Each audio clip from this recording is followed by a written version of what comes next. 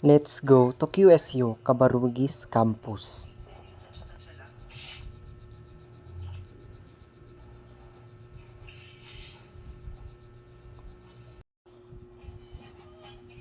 Welcome to QSU Cabarugis Campus.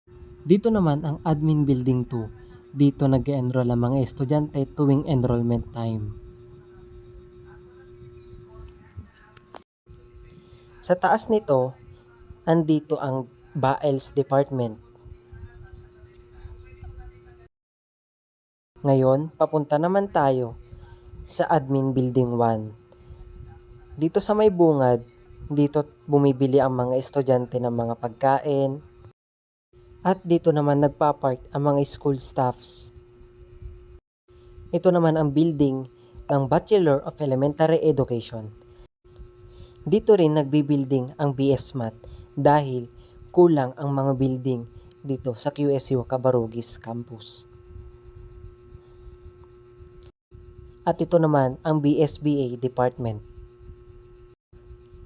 At ito ang Entrepreneurship Department.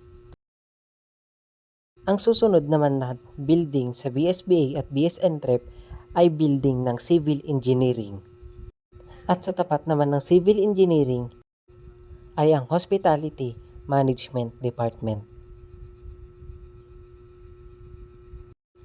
At sa tabi ng Hospitality Management ay ang Midwifery Department.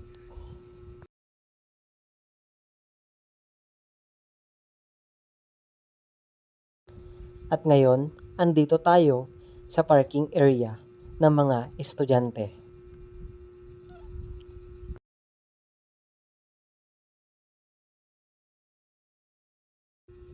Ngayon naman ay pupunta tayo sa Student Center. Makikita natin dito kung saan kumakain ang mga estudyante.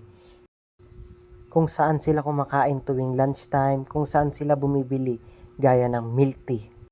Ngayon, bibili muna ako kasi nga naiinom ako at nagre-cravings ako ng matcha na milk tea. Then, papunta tayo sa clinic. Kung kailangan mo ng gamot, pwede ka naman pumunta dito sa clinic. Bibigyan ka naman nila kung anong mga kailangan mo na gamot.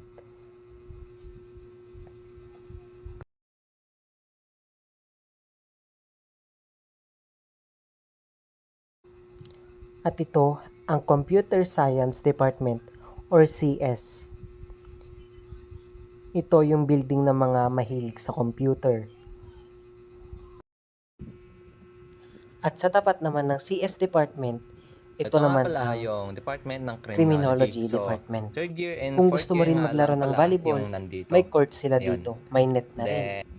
At dito, ang Knowledge Center. Dito mo rin matatagpuan ang library. May first floor at may second floor. At sa tabi naman nito, dito ang Ardet Building. At dito magtatapos ang ating video para sa QSU Cabarugis Campus.